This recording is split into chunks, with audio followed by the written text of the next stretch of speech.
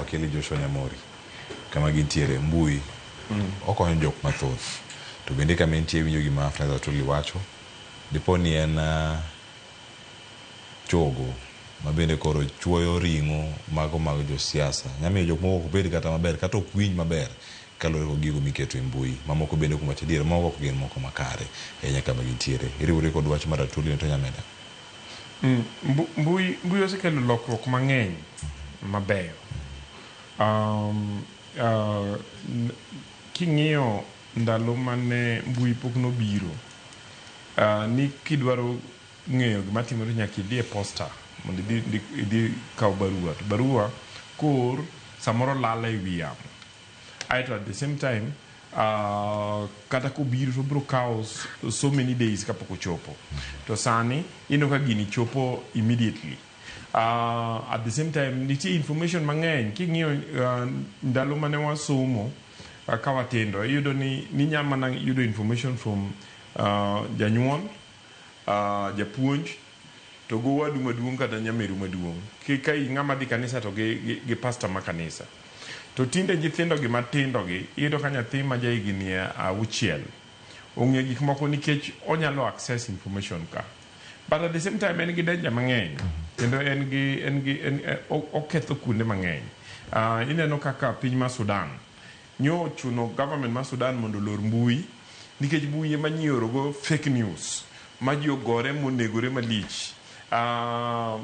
Cleophas anasedi piny Sudan piny moro ni Malakal, man the second largest city after Juba.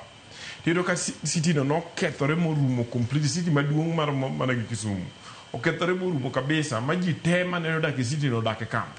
Yiro ni jodwero dak ka, jo Dinka dak ka, jo Shiluko dak ka, to ng'ama nya dok e kor gweng' onge nikech kidok e kor gweng' tibiri negi. Okay?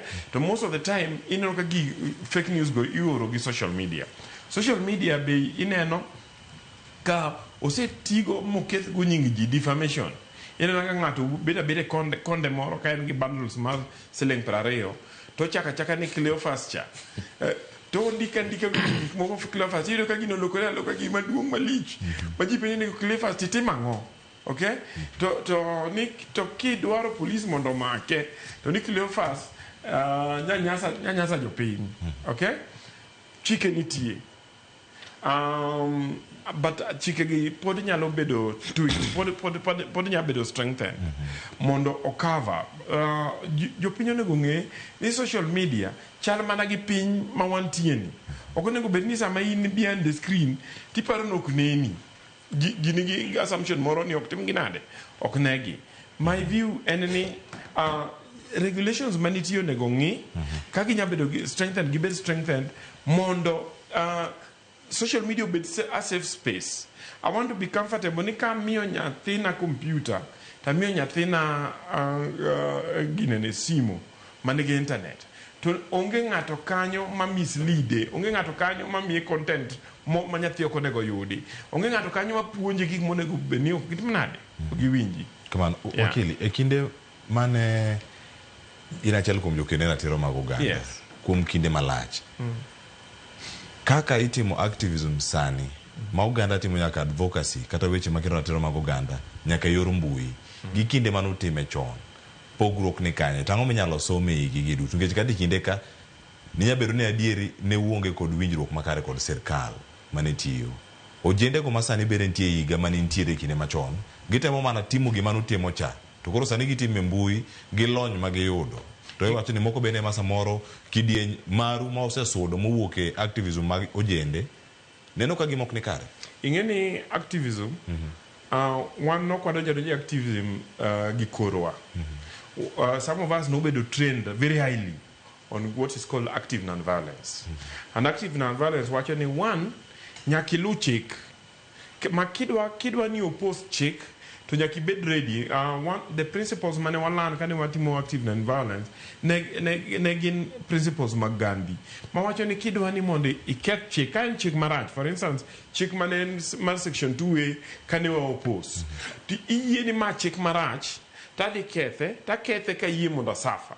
For instance Jakom Raila Odinga ne oppose section 2A to opose to ka police no biro ni in koro wamaki wateri jela noko gore gi police no keto mana lwete to goyo pingo mano tere jela mano obede jela igni ochiko nikech no gore na ngon no kelo lwe no accept to suffer to bring the change. Okay, now at the same time kane waloso activism tiyudo ni you must do gimilungo ni mobilization to kitemo mobilization ne wadhi mwadwar ji to kisedwaro ji ti organize the people so that kawangu bire mandamano ti joma bire mandamano gi gin jomung'eyo makanga ti ng'ama ne okumobilize to nyaka bed no follow rules muketo makoko follow rules go to maki wande over to the police.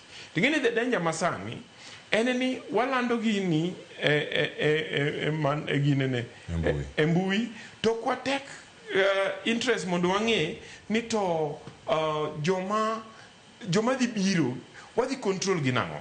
Okay, at the same time process mar lando mandamano ni iro ka jomoko insight rather than just announcing. And also saying, I always tell people ni it is important ni kata ka one new technology which is good. Chon chane wanyaka naka 3 months ka loso mandamano nyithindo gitinde nya organize mandamano within 1 hour. Manasani wajaja ni ka sario ginusu warumuru edi town to giromo. Okay, now that is development, but it is important mondo puny nyithindo ge gin nyithindo wa mondo gi use these technologies responsibly.